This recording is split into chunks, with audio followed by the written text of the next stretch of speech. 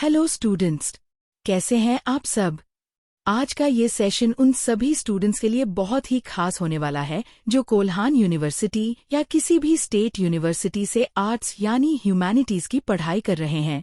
चाहे आप हिस्ट्री के स्टूडेंट हो, पॉलिटिकल साइंस के, जियोग्राफी के, सोशियोलॉजी के या फिर लिटरेचर के, यह वीडियो आपके लिए एक मास्टर क्लास साबित होगा। अक्सर आप लोगों की ये शिकायत रहती है न कि मैम, मैंने तो पूरी कॉपी भर दी थी, फिर भी मुझे अच्छे मार्क्स क्यों नहीं मिले। देखिए, यूनिवर्सिटी एग्जाम में सिर्फ पेजेस भरना काफी नहीं होता। एग्जामिनर ये नहीं देखता कि आपने कितना लिखा है, बल्कि वह ये देखता है कि आपने क्या लिखा है और उसे कैसे प्रेजेंट किया है। आपके दिमाग में ज्ञान का कितना भी बड़ा भंडार क्यों न हो, अगर आप उसे सही तरीके से कॉपी पर उतार नहीं पाते तो वह ज्ञान मार्क्स में नहीं बदल सकता। आज हम उसी प्रेजेंटेशन स्किल यानी आंसर राइटिंग के तरीके पर बात करेंगे। मैं आपको कुछ ऐसे प्रैक्टिकल टिप्स और एक परफेक्ट आंसर का स्ट्रक्चर बताऊंगी, जिसे फॉलो करके आप अपने 10 या 15 मार्क्स के लॉन्ग आंसर वाले सवालों में बहुत ही शानदार स्कोर कर सकते हैं। तो चलिए, बिना किसी देरी के शुरू करते हैं। आंसर लिखने से पहले जो सबसे बड़ी गलती आप लोग करते हैं, वह है सवाल को बिना समझे लिखना शुरू कर देना। एग्जाम हॉल में जब आपके सामने क्वेश्चन पेपर आए तो सबसे पहले सवालों को ध्यान से पढ़ें और उनमें छिपे हुए कीवर्ड्स या टेल वर्ड्स को पहचानें। हर सवाल के अंत में कुछ खास शब्द होते हैं जो ये तय करते हैं कि आपको अपना आंसर कैसे फ्रेम करना है। उदाहरण के लिए, अगर सवाल में लिखा है वर्णन करें, डिस्क्राइब या प्रकाश डालें, थ्रो लाइट ऑन, तो आपको उस विषय की पूरी कहानी या उसकी डिटेल्स बतानी है। अगर लिखा है विवेचना करें, डिस्कस या विश्लेषण करें, एनालाइज, तो आपको उसके दोनों पहलू, अच्छे और बुरे या कारण और प्रभाव, डिटेल में बताने होंगे। और अगर लिखा है आलोचनात्मक परीक्षण करें, क्रिटिकली एग्जामिन, तो आपको उस विषय की कमियां या सीमाएं, लिमिटेशंस जरूर बतानी है। इसलिए हमेशा सवाल की डिमांड को समझें और उसी के हिसाब से आंसर की सप्लाई करें। ह्यूमैनिटीज में एक लॉन्ग आंसर, चाहे वह 10 मार्क्स का हो या 15 मार्क्स का, कभी भी एक ही लंबे पैराग्राफ में या बिना किसी फॉर्मेट के नहीं लिखना चाहिए। एक अच्छे आंसर का स्ट्रक्चर हमेशा 3 मुख्य हिस्सों में बंटा होना चाहिए। प्रस्तावना, इंट्रोडक्शन, मुख्य भाग, मेन बॉडी, निष्कर्ष, कंक्लूजन। आइए इन तीनों को थोड़ा और डिटेल में समझते हैं। आपके आंसर की शुरुआत हमेशा एक मजबूत और स्पष्ट प्रस्तावना यानी इंट्रोडक्शन से होनी चाहिए। इंट्रोडक्शन आपके पूरे आंसर का ट्रेलर होता है। इसे पढ़कर एग्जामिनर को पहली नज़र में ही समझ आ जाना चाहिए कि आपको विषय की अच्छी खासी जानकारी है। इंट्रोडक्शन बहुत लंबा नहीं होना चाहिए, बस 5 से 6 लाइनों, लगभग 50 से 60 शब्दों का एक पैराग्राफ काफी है। इसमें आप उस विषय की परिभाषा, डेफिनेशन दे सकते हैं। अगर कोई ऐतिहासिक घटना है तो उसका थोड़ा बैकग्राउंड या समयकाल बता सकते हैं। अगर आपको उस विषय से जुड़ा किसी महान विचारक, दार्शनिक या विद्वान का कोई क्वोट या कथन याद है तो इंट्रोडक्शन की शुरुआत उसी से करें। इससे आपका आंसर बहुत प्रभावशाली, इम्प्रेसिव लगेगा। यह आपके आंसर का सबसे बड़ा और सबसे महत्वपूर्ण हिस्सा है, जहां आपको सवाल की मुख्य डिमांड को पूरा करना है। इसे लिखते समय कुछ बातों का खास ध्यान रखें। पैराग्राफ्स और पॉइंट्स, पूरे आंसर को एक ही लंबे पैराग्राफ में लिखने की गलती कभी न करें। इससे एग्जामिनर पढ़ते पढ़ते बोर हो जाता है।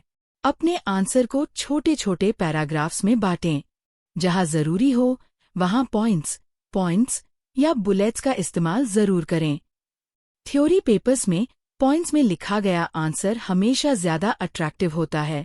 हेडिंग्स और सबहेडिंग्स, हेडिंग्स एंड सबहेडिंग्स, ये सबसे जरूरी पार्ट है। अपने मुख्य भाग को अलग अलग हेडिंग्स में बांटकर लिखें। हर नई बात या नए पॉइंट के लिए एक सबहेडिंग बनाएं और उसे अंडरलाइन करना न भूलें। फ्लोचार्ट्स और diagrams, flow charts and diagrams arts के सब्जेक्ट्स में भी आप डायग्राम्स का बहुत ही क्रिएटिव इस्तेमाल कर सकते हैं। अगर आपको किसी चीज के प्रकार, टाइप्स या कारण, कॉजेज बताने हैं तो उन्हें सीधा सीधा लिखने के बजाय एक छोटा सा ट्री डायग्राम या हब एंड स्पोक मॉडल बनाकर दिखाएं। इससे पेज भी भरता है और आपका प्रेजेंटेशन बहुत अट्रैक्टिव लगता है। फैक्ट्स एंड डेटा अपने तर्कों को मजबूत बनाने के लिए आर्टिकल्स, संविधान के अनुच्छेद, आर्टिकल्स, महत्वपूर्ण तारीखें, डेट्स या कोई आंकड़े, डेटा जरूर लिखें।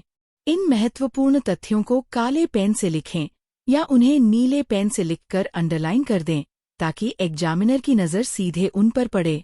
मैंने देखा है कि कई स्टूडेंट्स इंट्रोडक्शन और मेन बॉडी तो बहुत अच्छी लिखते हैं, लेकिन आंसर को बिना किसी निष्कर्ष के अचानक खत्म कर देते हैं। ये एक बहुत बड़ी गलती है। एक लॉन्ग आंसर बिना निष्कर्ष कंक्लूजन के हमेशा अधूरा माना जाता है। निष्कर्ष भी आपके इंट्रोडक्शन की तरह 4 से 5 लाइनों का होना चाहिए। इसमें आपको ऊपर लिखी गई सारी बातों का एक निचोड़, समरी लिखना है। निष्कर्ष हमेशा सकारात्मक, पॉजिटिव और भविष्योन्मुखी, फॉरवर्ड लुकिंग होना चाहिए। आपको अपना एक संतुलित नजरिया, बैलेंस्ड व्यू देना चाहिए कि अंततः इस विषय का समाज, राजनीति या इतिहास पर क्या प्रभाव पड़ा।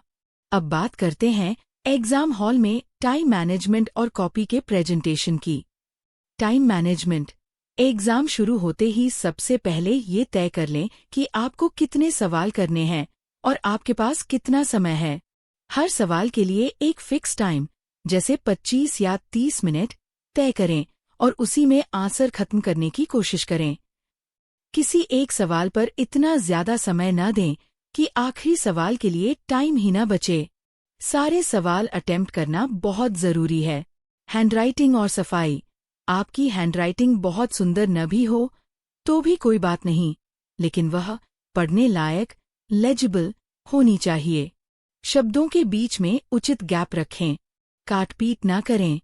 अगर लिखते समय कोई गलती हो जाए तो उसे पूरी तरह से पेन से रगड़कर ना काटें, बस एक सिंपल सिंगल लाइन से काट दें। पेन का इस्तेमाल। हेडिंग्स के लिए हमेशा काले पेन, ब्लैक पेन और बाकी आंसर के लिए नीले पेन, ब्लू पेन का ही इस्तेमाल करें। लाल या हरे पेन का इस्तेमाल एग्जाम में बिल्कुल न करें। मार्जिन छोड़ें। कॉपी के दोनों तरफ, खासकर बाईं तरफ, थोड़ा मार्जिन जरूर छोड़ें। इससे कॉपी साफ सुथरी और व्यवस्थित दिखती है। तो स्टूडेंट्स, ये थे आंसर राइटिंग के कुछ बहुत ही महत्वपूर्ण और असरदार तरीके। याद रखिए, एग्जामिनर के पास चेक करने के लिए बहुत सारी कॉपियां होती हैं।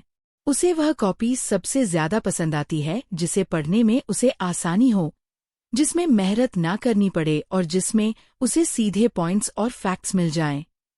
अगर आप प्रस्तावना, मुख्य भाग, हेडिंग्स और डायग्राम्स के साथ निष्कर्ष के इस स्ट्रक्चर को फॉलो करेंगे और महत्वपूर्ण बातों को हाईलाइट करेंगे, तो मैं आपको विश्वास दिलाती हूं कि आपके मार्क्स में एक बहुत बड़ा और पॉजिटिव बदलाव आएगा। मुझे उम्मीद है कि यह वीडियो आपके लिए बहुत हेल्पफुल साबित होगा। इसे अपने दोस्तों और क्लासमेट्स के साथ भी शेयर करें ताकि उनकी भी मदद हो सके। आपकी आगामी परीक्षाओं के लिए आपको बहुत बहुत शुभकामनाएं। All the very best. अच्छे से एग्जाम दीजिएगा। धन्यवाद।